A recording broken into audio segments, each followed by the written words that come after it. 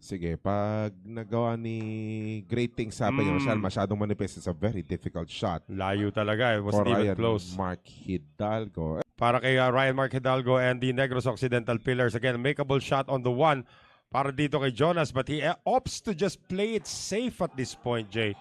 Getting to the two was challenging from where he That's was. right. Kailangan monitor natin din kasi kanina nagkaroon ng kaso ng wrong turn. So, another safety shot coming from Mauricio.